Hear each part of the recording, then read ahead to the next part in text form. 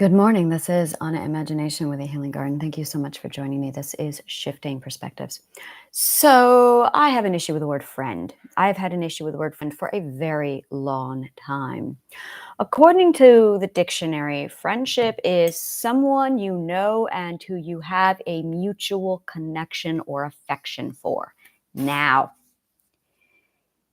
I've noticed, especially in the last 3 years, how many people throw the word around. I noticed it was coming a lot from people from other countries where they would come over and they would use the word friend as a declaration of peace. That's not what the word friend means. And I noticed that people who've seen each other a certain period of time in an atmosphere or in a party would start calling each other friends, even though they've never had an in-depth conversation, even though they know nothing about each other. In most cases, they don't even know their real name. And yet they're throwing the word friend around without there being any knowledge of the other person or any affection. I have strangers who message me and will say, "Oh, we're friends now." What the fuck? So, and then one of my favorites, I go on a date and the person I'm with likes the job I do and declares that we're friends now so they can get free services from me. Yeah, I love that one. The last time I had somebody who I actually considered my friend was the friend I had for 17 years who was a narcissist and then who later dumped me. So I'm looking at all of this going, what exactly is friend? And the more I delve into this world among my networks, the more I see the word thrown around like it's garbage. And sure enough, the relationships, quote unquote, that they have is garbage because they're all shallow. They're all these absolute limited things, acquaintances that is completely void of human contact or human connection. And it's something that when I first got into friendship circles and connections here in New York City, it was something I noticed is absolutely rampant, where you'll meet somebody, the connection's great, you'll text somebody, and there's nothing there. They won't respond, they won't follow up with you. You might see them 6 months later at a different party. After a while, I noticed that this was the trend, where people just would not connect, but they were quick to throw the word friend around. So it's gotten to a point where I'm looking at the word going, for me, it's a red flag. When I hear the word friend now, it's a red flag because it's never used the way it's supposed to be used. It's never used as it's defined in the dictionary. And no one's doing the actual work to develop and create a friendship. The closest friends I had were in the last year, 2 years now. Yeah, a year ago, is I was invited to a cabin for 3 days with two women, never met either one of them, had a wonderful time. And I think I've seen them a total of maybe 4 times since then. The conversations have been light, have been very casual. We have had a good time when we were together, but we don't go out of our ways to see each other. We don't run into each other. We rarely text each other. There's almost no connection. And if they were to drop off the face of the world tomorrow and never reach out to me, I wouldn't notice, nor would I care. So in my brain, I'm going, that's not a friend. Because a friend is somebody who you're invested in, who's closer than a sister. And I'm seeing the word more and more thrown around with this nonchalance. So that now when people say, I want to be your friend, it's just a no, you want to use me without any of the work. So I'm at a point now where I have a whole list of things with me that I don't allow out. I have vulnerability and I don't give that to anybody. My vulnerability goes to only my partner because it's too risky. The risk ratio factor is the risk reward factor is way too high. So the vulnerability stays with me. I do not give anybody my words. My love language is solid with the language of words. So when I give people my words, it is the utmost precious gift I can give to anybody. And yes, that includes you. I would sooner give a bunch of strangers my words because I know you value them. And that's really it. I know you value what I have to say. That's why you're here. So I have no problems giving you my words, and understand that to give you these words is such a huge, huge honor from me because I don't do it. I will not do it. When I'm at an event and I meet strangers or acquaintances or people who I've been seeing for 2, 3 years now, but they don't even know my real name or that I have children, I lie. That's where I lie. How's work? Oh, it's good. That's all they're getting from me. How are you feeling? I'm fine. Lie, because they're not putting any effort into any actual conversation. And because they're not putting any actual effort into the conversation or the relationship or the nurturing of a healthy, proper relationship, they're not going to get anything back. They're not even getting my words. So I have a few 5 sentences that I have in the back pocket to throw at them when they give me their garbage. And I give them my garbage back. It's a good exchange.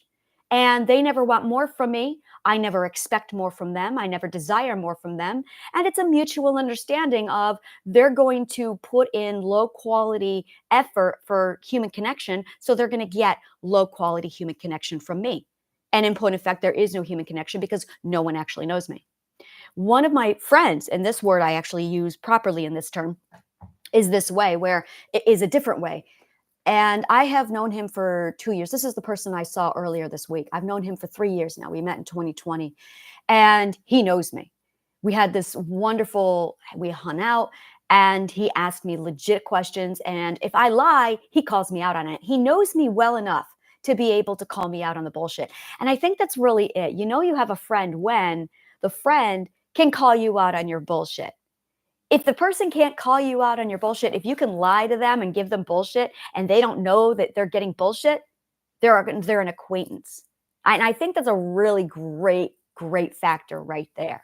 So I have this, and I'm going to be the first to tell you, my definition and my understanding of friendship is fucked up. I will be the first to admit that. I'm not going to pretend that I have friendship figured out. I don't.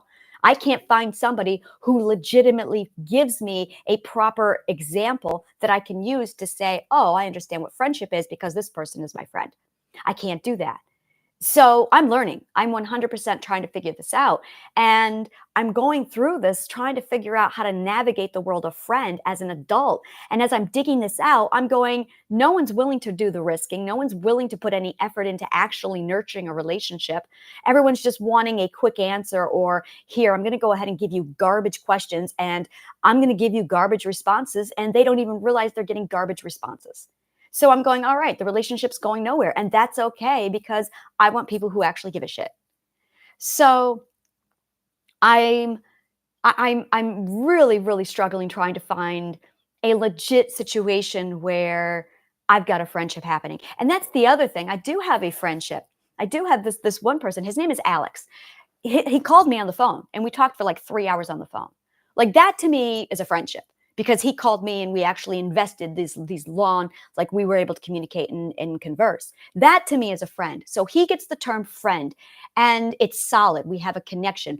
And we like parted ways for a year because we both had a lot of mental growth to do. And now that we're back and he's living back in town, it's a nice exchange. So we're already talking about meeting up again in another week. So we have this nice rhythm, this nice exchange going on, whereas these other friendships are coming in. I have the two other friendships where it's hit or miss, it's random, but again, there's no connection happening. So it's really about it's a really really gray area because there's so much that people are missing. And I think that's really it right there is it's the garbage response getting garbage back. If you want a friendship, and this is huge. If you want a friendship, then make the effort to be vulnerable. You don't have to give them a 10-degree vulnerability, but give them a 1-degree vulnerability. There is something in psychology called reciprocity. Reciprocity is it's like one of my favorite things to do. Reciprocity is when you give somebody a piece of you, and instinctively we have the desire to give back. I once for an entire year did this as an experiment. And I want to share with you my findings of this experiment.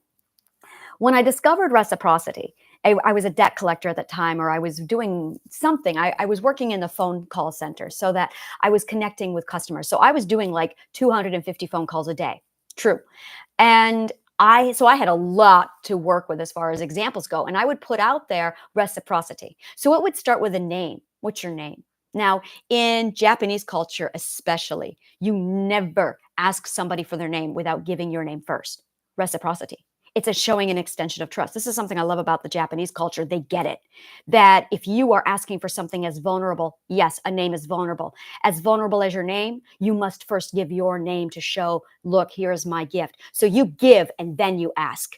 Even in a name in Japan, you give and then you get. It's never just get. So in Japan, what they do is they say, hi, my name is Anna. What is your name? And that is like a solid thing in the culture of Japan. You never say, what's your name? Without keeping yourself a stranger. You have to be the first. If you want information, you have to be the first to give vulnerability. Now, in our culture, we don't do that. In American culture, we do not do that at all. There's a lot of taking. There's a lot of taking. And when I was doing the experiment, I noticed that people were very defensive when I asked for their name. So I did the Japanese culture thing where I said, my name is this. What is your name? And I noticed because of reciprocity, it immediately dropped and they were able to open up. When I was doing the dating, okay, so I use dating apps for psychological evaluations on people. I didn't actually use them to date. Oh my God, such a wonderful resource. So I was on the dating apps and I would get into conversations with people and I would propose psychological experiments like, look, this is something I want to try. I have an idea and I'd like to try it out. And I had so many of these men going, yeah, let's do that. I want to try this out. So I would walk them through the exercise of reciprocity. And I'm like, I'm going to share something vulnerable with you. And I just want to observe how you respond. And they're like, yeah, sure. So I would purposely give them something like a vulnerable 1, and they would give me back a vulnerable 1. I would give them a vulnerable 2. They would give me back a vulnerable 2. I would give them a vulnerable 3. They would give me back a vulnerable 3. Now there's one, and I noticed something happening. This is beautiful. So there's one gentleman, oh my God, we clicked. Like the chemistry, the energy just fell right into place. I felt so safe with him. And he explained to me his situation. Basically, he was at that point with his fiance where he wasn't sure if he was ready to go on with the marriage. And he wanted ABC first. He was on this, it was very confusing for him. And the relationship was open up until a certain point, and he wasn't sure if he wanted to go that route. So we were talking about it, and I said, let me try this reciprocity with you. So I gave him that vulnerable 1, he gave me vulnerable 1. I gave him vulnerable 2, he gave me vulnerable 2. By the time we got to vulnerable 7, we started to have feelings for each other. And it was extraordinary. When you get to a certain vulnerable point where you've exchanged enough, that's when emotions, that's when connections, that's when like-mindedness starts to happen. That's when you start to see the similarities and the differences between you. That's when you get relatability, and that's when you get common ground. And now, boom, there's your relationship. So this is literally how all relationships, platonic, parental, parental child, teacher, student, coworker, all relationships are like this. Romantic, non-romantic, it doesn't matter. All relationships are this reciprocity, vulnerability 1, vulnerability 1, vulnerability 2, vulnerability 3, and then it layers down. Once you get to a certain level of, okay, this is a platonic relationship, this is as vulnerable as it's going to get, let's put this over here. Now over here, you've got somebody who's wanting it to go further, wanting it to get romantic. Well, now you're going to take it into this direction, into this route. Now you're exchanging more vulnerabilities in this direction. And it goes this way. And what you decide to be vulnerable with is going to determine the kind of relationship you have. So that as you get deeper and deeper, you're just exchanging this vulnerability back and forth. But then when you look at something like starting up a new friendship, and I just can't seem to get a friendship off the ground. Well, are you sharing vulnerabilities? Are you using reciprocity? Are you making the effort to have a human connection? Or are you so terrified of the risk of being vulnerable that you are consciously or subconsciously putting your shield up, which is common language for not allowing yourself to give a vulnerability? And then when they don't give you a vulnerability back, you're feeling depleted, going, I don't understand why we didn't connect. Well, no one shared vulnerability. That's why. I had this one conversation at this party I was at about a year ago. And I'm huge. I only want human connection. I can't stand these shallow relationships. I have no time for them. They're wasters. They just eat up time. I have no patience or tolerance for them. I just want nothing to do with them. Just nothing to do with them. So I'm a very deep person. And if you're not willing to get deep with me, then we have nothing in common. And that's really bottom line it. I am not a shallow person. So we get into these conversations with people, and I met this one girl. We started talking, and she opened up. She gave me a vulnerability first, and she was expressing that. She goes, I come to these parties and I'm looking for something. I love hearing the words, I'm looking for something. I know exactly what that is. That is, I crave human connection and I don't know how to get it every time. So she told me this, and I said, "Oh, you're looking for human connection." And she's like, "Yeah, but no one seems to be willing or able." And I'm like, "Yeah, it's because they don't want to be vulnerable." And she's like, "I don't understand." She's like, "I'm starved." I said, "Yes, we all are starved." And I said, "That's the problem, is we are in a society where everyone is hurt so much that we are now terrified of our own vulnerability." Really listen to this part. We are terrified of our own vulnerability because we have been hurt so much now that we hoard our vulnerability.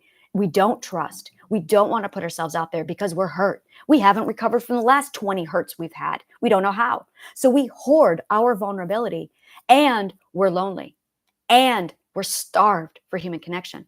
And we just hoard this thing. So when we finally meet somebody, we're starving for that connection. We're wanting to reach out to them, but we're terrified. So we say nothing. We try and connect, but it's going to cost our vulnerability. But no one's willing to make that. No, I'm not willing to do that. You want me to give my vulnerability? I'm not going to do that. I just want the human connection. You're not getting the human connection without the vulnerability. You're not going to get it. You have to make a choice, which means we all need to get better at determining who we can trust. And it comes back to your vulnerability has levels to it. There's level 1 vulnerability and there's level 10 vulnerability. People don't know this. They give a level 10 vulnerability to a stranger. And the stranger and you see this all the time when somebody opens up and trauma dumps on you. You see this when a stranger opens up and tells you something really personal about themselves, and you're going, wow, what do I do with that? And it puts you in an awkward situation because you're a stranger getting a level 10 vulnerability, and you're going, well, that's awkward. And suddenly you're comforting a stranger. They're there now. That's a lot of fucking pressure on somebody you don't even know. You can't build a relationship on that. So you have people who are so starved for human connection that they're throwing these level 10 vulnerabilities onto people. You have other people who are refusing to give any vulnerability and they're just hoarding it all. And they think, so how are you? What do you think of the weather? What do you do for a living? They think that's going to start building a connection. And it's not. That's garbage. So they reciprocate with, oh, I'm good. How are you? Oh, yeah, the weather is pretty shitty. Been raining a lot. Yeah, did you catch the Yankees game last night? Yeah, safe. Safe because there's no vulnerability. And as a result, there's no connection. What do you do for a living? Oh, I'm in purchasing. The end. Nice talking to you. You too. And I look at that going, well, that was filled with lie. That was filled with shallow, meaningless garbage, and no connection was made. And then that same person goes to another person and has the same conversation, That is not networking. That is not effective friendship, anything. That's garbage. And then you walk away. You may have had 20 conversations like that in the same night, and they were all identical. You get home and you're like, I don't understand why I have no friends. Well, it's because you did not make a human connection. It's because you did not give any vulnerability. Vulnerability is when you give two things, one of two things, your feelings or your thoughts. That's vulnerability. You have to give your feelings or your thoughts, not facts. Talking about the weather is a fact. Talking about your job is a fact. Talking about how you feel about your job is a vulnerability. See the difference. I love my work. Oh, no one ever says that. No one ever says that. What do you do for a living? Oh, I love what I do for a living. No one ever says that. What do you do for a living? I do this. Boom, fact. There's no vulnerability because there's no emotion and there's no exposure of revealing what you think. So when you are actually, let's break this down now. Let's get into triadic healing. When you share vulnerability with someone, what you're really doing is talking about what you love and what your ethics are. And my favorite, what your beliefs are. That's really what you're doing. That is where your vulnerability is. Now, again, there's safe topics. For instance, safe. Let me think of a safe number one. Interests is easy. I love cats. I love dogs. I love animals. I love coffee. Those are loves and vulnerabilities that are shallow enough that you can hand off. Really, this is an exercise. Do this as an assignment. Think about what would be absolutely true about you that reflects your feelings, that opens up and allows you to connect with another person, and that exposes you safely. Talk about your interests. Don't talk about politics. That is not a good topic. That is absolutely a vulnerable topic. That's like a level 6 vulnerability. You don't want to share that at a casual event because it's equivalent to talking about your sex partners and what you like in bed. It's intimate. It's too intimate. It's like a level 6 vulnerability. Talking about religion, talking about politics, talking about sex are all high vulnerabilities. Those are like intense. And when you're starting off and you're starting to germinate friendships, they are not how you want to start friendships. And here's the other thing, there's you start off with a stranger and then you exchange a little bit of safe information, you become acquaintances. And then when you're in the acquaintance stage, you share the level 2 and level 3 vulnerabilities. And you start to, okay, I'm good. Then you sink into this level of early friendship. Early friendship is like when you can start sharing very, very low key ethical, political, and religious topics, and maybe even sexual topics at a level 3 intimacy level, where you're at that early stage of friendship. This is where you start really looking for the red flags. This right here is the red flag stage because now the true colors are going to come out. By the way, with consistent communication, I want to get the hours. Like, is this 30 hours of communication? I don't know yet. I'm going to have to do the research. But when you get to this point, now you're looking at maybe 3 months into the relationship. 3 months. 3 months.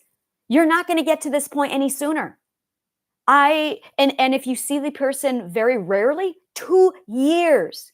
2 years. That's how long it takes to get to this level, which is why I tell people you're not going to have any kind of a romantic situation with me or a sexual one until we've been friends for 2 years. Because it takes 2 years to go from this garbage, shallow stranger point to this point. I am now, after 2 years, finally getting to this level with some of my friends. Finally.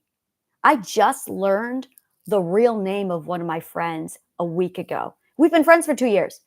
And it was hilarious. We had 3 of us all together. And he had a friend there, and I had just met her. And we all introduced ourselves. Now, I'd already known him for a while. We were like, yeah, we're chilling, and we're at this cocktail at this mixer. And then it came out, yeah, that's not my real name. He says that to her. And she goes, that's not your real name. And I looked at him like, that's not your real name. And I've known him for 2 years. And for God's sakes, I had been to nude events with this man and I had no idea. And then he looks at her and he's like, that's not your real name. And I felt left out. And it's true. Anna's not my real name. And I went, well, Anna's not my real name. And we all 3 had this moment of no one introduced themselves properly. Like, we don't know each other's name. Now with him, he looked at me like, your real name is not Anna. And I'm like, no, your real name isn't. And he's like, no. He went first. He's like, this is my real name. Vulnerability. Boom. He gave me this beat of it. It's a New York City thing. No one gives each other's real name here. It's not safe. So he gave me his real name and I was like, wow, an honor. It's a gift now. So I gave him my real name and he just looked at me like, that's your name? I hate it. Please, please. Yeah, but that's my name. And he's like, oh my God, I love it. And no, we don't use it, please. And respect. And we had this woman who he and I had just met, and she did not give her name, her real name. She kept it anonymous, which is fine. But it was like this realization, even your name exchange in New York City is a vulnerability. And it took 2 years to get to that point. So now there's depth, now there's understanding. And from there, we were able to connect on our feelings and our opinions on psychology, our feelings and our opinions on politics. Now we're getting into level 3 and 4 vulnerabilities. I went to see another friend. I've known this guy for 2 years, love him to pieces. He has shown me some amazing kindness in those last 2 years. He's always there to make sure I'm taken care of. He's always there to make sure that I'm, enjoying his parties. He's wonderful. And he invited me over so he could return one of my dishes. And I was expecting a quick go in, grab the plate, leave. And he instead invited me to stay for like 3 hours. And he asked me some really vulnerable, digging out questions, true questions. And I got to know him. It connected us. And I felt the vulnerability. And I went, wow, it took 2 years for this friendship seed to germinate. And now that's my friend. Now I've got this other gentleman here whose name I found out wasn't his real name. He's my friend because we have now officially exchanged the level 3 vulnerabilities. So levels 1, 2, 3 is strangerships, acquaintanceships. Now let's see how it goes. So I gave him that level of vulnerability. It's going to take another couple years to sink down into the next level. Once you get into deep friendship, now that's where things start to happen. That's where you really get to start feeling that connection. Our problem is we are not patient. Our problem is instant gratification. That's all this is. This is all this is. You cannot have anything with a person, a proper relationship, if you are expecting instant gratification. Not going to happen. You really need to wrap your head around that and abandon any expectation. Really like reality check. People have a psychology. You have a psychology. If you are seeking instant gratification, you are not going to have a friendship. You're not going to have a connection because this takes vulnerability, patience, time, awareness, work. And if you're not willing to do the work, if you're not willing to risk the vulnerability, you are not going to connect. It's going to take time. It's going to take vulnerability. It's going to take work. It's going to take risking of the pain. It's going to take time. And if you are seeking any kind of instant gratification, you're not going to get it off the ground. And then you have a lot of people who are so desperate. That's where the one night stands come in. I want to have sex. I want ABC. And then they'll start up a relationship. It'll start something sexual. Maybe they'll fall in love, but you don't know who you're falling in love with because you haven't done any of the vulnerability work. Suddenly you're at a relationship with somebody and it's gone nowhere. You're fully invested sexually and romantically, and you don't even know who you're with. You have this idea. You've fictionalized who you're with because you have no information or no data. You've told yourself a story and you're in love with the story, not the individual, because you haven't bothered to get to know the individual because you haven't done the work, because you can't rush that. So now you're at this level 3 relationship and it's going to take even more work. The individual, Alex, who I've been friends with now, we're on an intimate level now. Now we're like at this vulnerable, solid friendship. We've known each other for 3 years. It took us 2 years to get vulnerable. It took us several hours of hanging out and chilling. And now, after the 3rd year, we are at a deep, it's the first time someone saw me. I was able to sit there high a week ago in front of him and just open up and finally say to him, this is what happened to me. This is who I am. And this is the side of me that I show no one, because when I show someone this side, I was beaten. So no one gets my vulnerability. And it's that simple. It's a huge solid fact with me of when I showed people my vulnerability, I was beaten for it. So I don't just go out there, that the risk is way too high. So I have this really timed, processed thing that I go through when it comes to cultivating friendships. And I've got all these people who have no idea how to connect, and they're just throwing garbage back and forth, getting garbage back, and then going, I don't understand why I can't make friends. Well, you can't make friends because you're not willing or able or are consciously aware of how to give level 1 and 2 vulnerabilities. And then you have those people who are so desperate. Here's a level 10 vulnerability. I know you just met me, but here's a level 10. Oh my God. The worst I have gotten is, I've gotten some really horrible level 10 information. I have gotten full out sexual disclosures from people. I have gotten, and that's what a dick pic is, by the way. When a man flashes you a dick pic, that is a level 10 intimacy on a stranger acquaintanceship level. It is sexual assault. It is so offensive. It's like, what are you doing? That is something that we don't do until you get to like level 7 of intimacy. A dick pic, sexuality happens at level 7.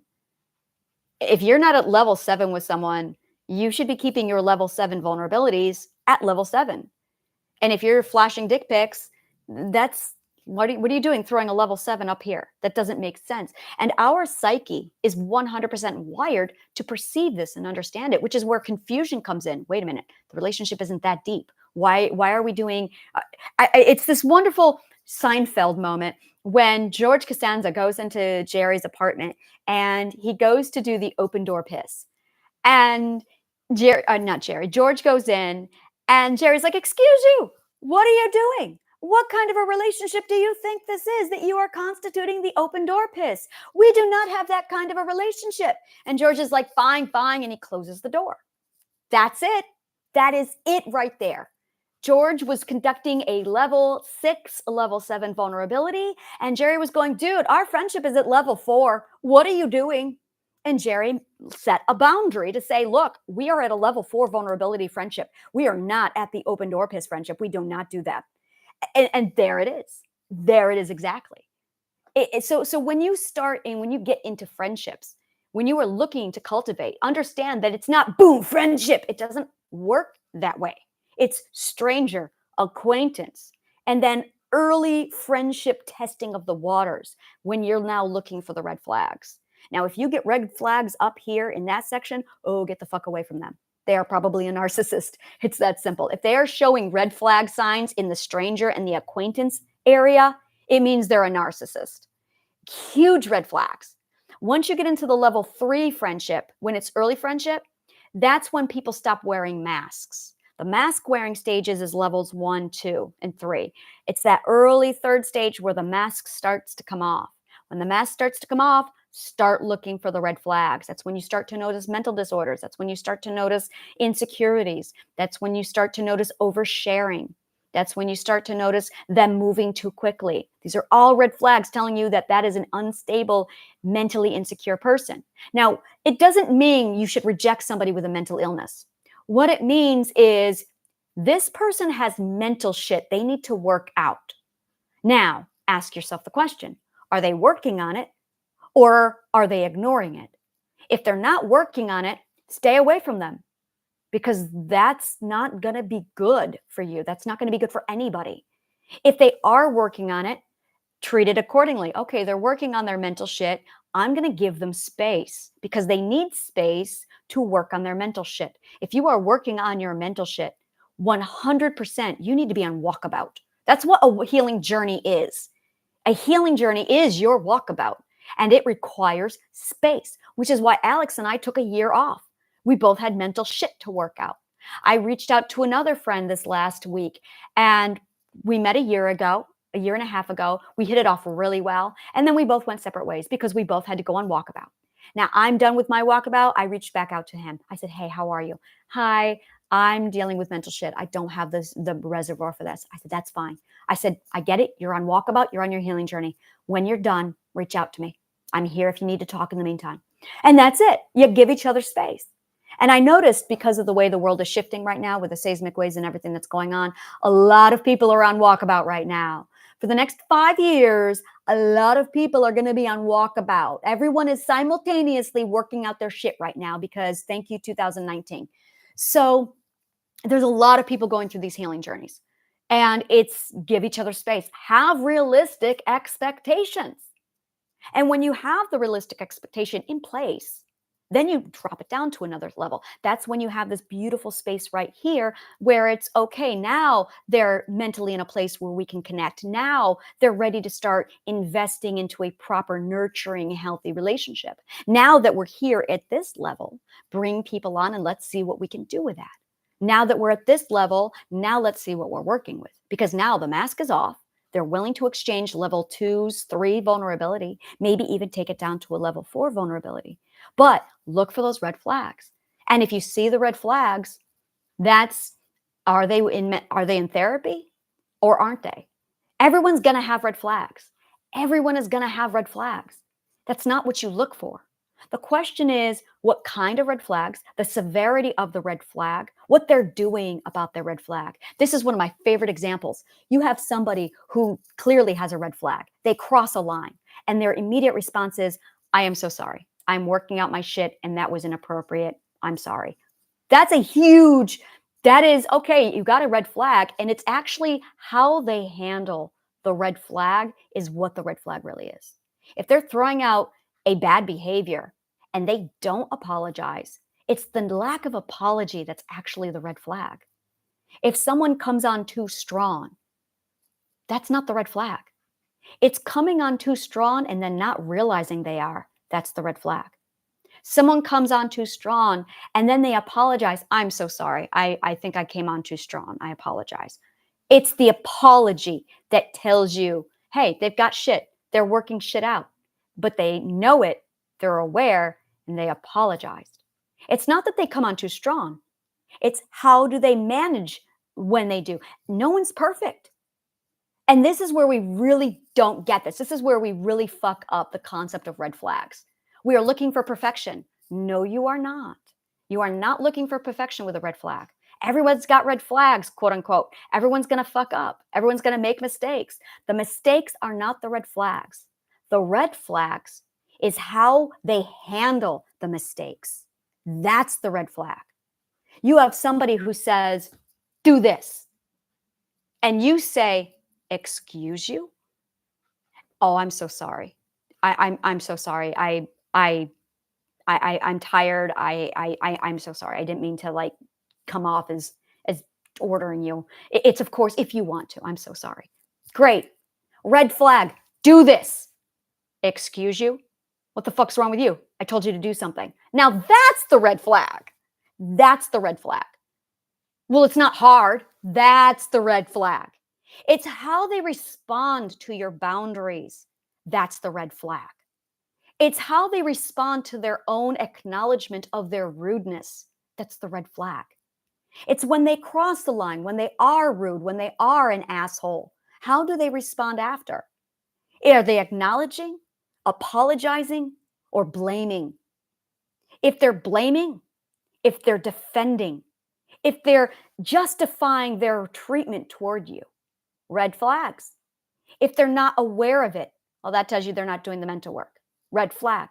If they're acknowledging it and they're apologetic, that's fine.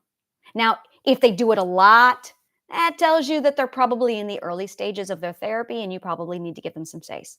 If you're getting a lot where they're making a lot of mistakes and they're apologizing a lot, they just started therapy. And they really don't judge them from it. That's where it's okay, this person's making a lot of errors. They're learning how to socialize. They are in therapy. I'm going to give them some space. And that's when you step back and let them, give them that space. But when they're sitting there and they're interacting and they're throwing out red flags left and right and they're not acknowledging any of it, if they're not acknowledging their own errors, if they're lashing out, that's narcissism. That's all leave that alone. But if they're making an occasional error, an occasional social faux pas, that tells you, okay, this is somebody who's skilled with social skills. They're aware of the psychological advancement of intimacy and the stages of vulnerability. They are advancing through the stages of friendship effectively and responsibly. Okay, this is a good person to be around. And it's not that you shelve or you throw away other people. It's that assess, does this person need full space? Is this person abusive? Or is this person just needing some space while they grow? Or is this person looks like they've gotten enough space, they're coming out of it, and now they're ready to start developing a healthy relationship. Now that person's ready for like intimacy, and they are now emotionally available to make the human connection with you. Now they can start giving you the vulnerability exchange. And that's it. That's it right there. That is the process and the stages of friendship. There. I feel satisfied. I feel informed. I understand shit. I have articulated my feelings. I feel validated. If you love shit like this, like, subscribe, follow, and comment below. Let me know what part of the show resonated with you. Become a member of the Healing Garden and join my integration workshop on Thursday, 6 p.m. Eastern Standard Time. We do a 3-hour workshop, classes on communication, boundary setting, and emotions, and we dig deep into the stuff. It is phenomenal for the DIY Triadic Healing on my website, which is free. And donate to the garden, help the garden grow. Thank you so much, and may the kindest of words always find you.